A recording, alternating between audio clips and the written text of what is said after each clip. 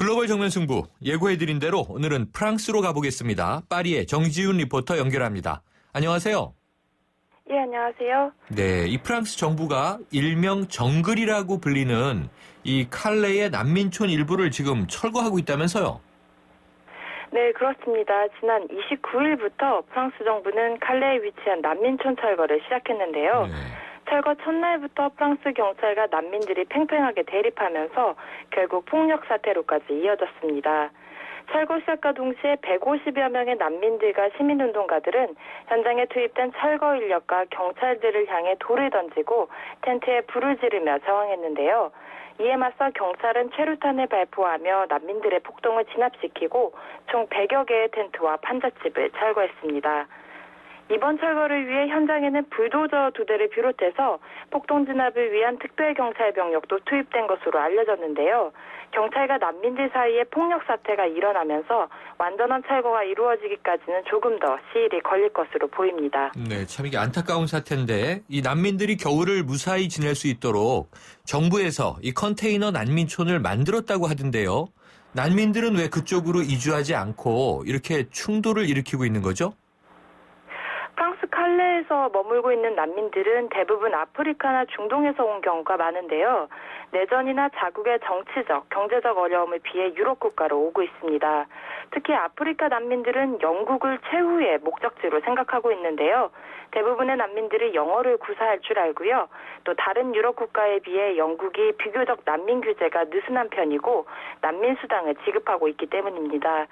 난민들은 프랑스 정부가 만든 난민촌에 옮겨가면 프랑스에서 난민 자격을 신청해야 하고 이로써 영국으로 갈 수 있는 가능성이 희박해질 것이라고 생각하는데요.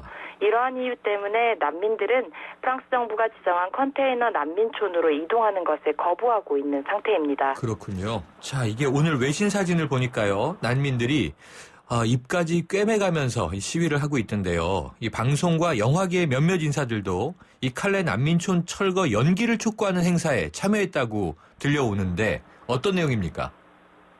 네, 그렇습니다. 이번 칼레 난민촌 철거 소식과 함께 영국을 대표하는 방송 영화계 인사들이 힘을 모아 난민 철거 연기를 주장했는데요. 행사에는 영화배우 주드로를 비롯해 영화 셰익스피어 인 러브의 극작가로 유명한 톰 스포타드가 직접 참석해 눈길을 모았습니다.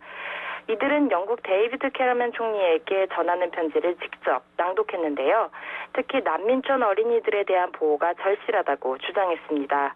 아이들의 안전이 보장되기 전까지 철거를 연기시키고 영국에 영고가 있는 난민 어린이들은 영국 입국을 허용해달라는 내용이었는데요.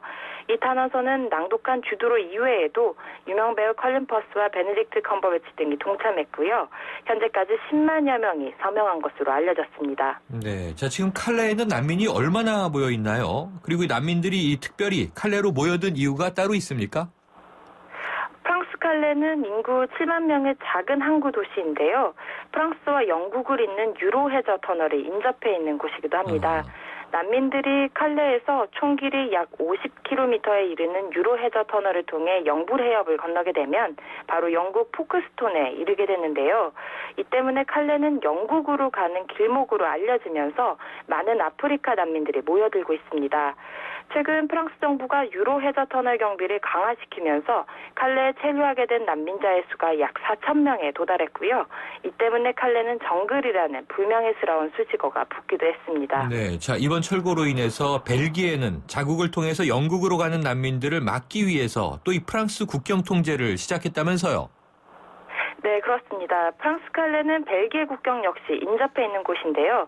지난달 23일 벨기에 정부는 프랑스 칼레 난민촌 철거를 피해 벨기에로 오는 난민들이 있을 것이라며 국경 통제를 실시한다고 발표했습니다. 얌얌본 벨기에 내무장관은 유럽연합 집행위원회에 유럽연합 국간의 자유통행을 보장하는 쉥겐 조약을 잠시 이행하지 못할 것이라는 소식도 이미 통보한 바가 있는데요. 이미 지난해 11월 파리 테러 이후 테러범 도주와 관련해 벨기에는 국경을 강력히 통제하고 검문한 바가 있습니다. 이번 칼레 난민촌 철거 소식과 함께 계속적으로 국경 통제가 이루어질 것으로 보이고요. 현재 쉥겐 조약 개정 및 폐기에 대한 의견도 나오고 있는 상태입니다. 네, 자 이런 와중에 지난달 초에는 칼레에서 이 셰익스피어의 연극 햄릿이 공연됐군요. 네, 그렇습니다. 프랑스와 영국 정부에서 최근 난민들을 상대로 강력한 조치를 취하고 있는 반면 난민들의 보호와 안전을 위해 양국의 많은 시민운동자들이 봉사활동을 펼치고 있는데요. 지난달 3일에는 칼레 난민촌 마당에서 영국의 구첸스 극장의 연출자 조 머피가 셰익스피어의 작품 햄릿 공연을 열기도 했습니다. 조 머피는 주인공 햄릿의 상황이 생사의 기로에 서 있는 난민들 상황과 비슷하다며 공연 취지를 설명했는데요. 추운 날씨에도 300여 명의 난민이 무대의 공연을 보며 기뻐한 것으로 알려졌습니다. 이번 칼레에서 열린 햄릿 공연은 현재 가장 특이하고 대담한 공연이라는 평을 듣고 있습니다. 네, 죽느냐 사느냐 그것이 문제로다 이런 상황인 것 같은데 자 유럽 곳곳에서 난민 사태 격화되고 있는 분위기인데요.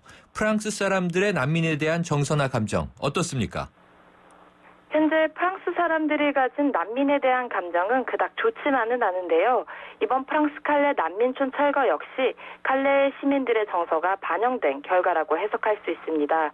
칼레에 머무는 난민 수가 급증하면서 칼레가 속한 파드칼레도는 4천여 명의 난민 중 약 1,000명을 이동시키겠다는 계획을 발표했고요. 지난달 25일 릴 행정법원이 적법 판결을 내리면서 난민촌 철거가 시행되었습니다. 지난해만 해도 아프리카와 중동에서 유럽으로 온 난민들의 수가 100만 명이 넘는다고 알려졌는데요. 대부분의 유럽 국가들이 난민 입국을 거부하면서 유럽 곳곳에서 시위와 폭력 사태가 증가하고 있는 상태입니다. 네, 오늘 소식 감사합니다. 감사합니다. 지금까지 프랑스 파리에서 정지윤 리포터였습니다.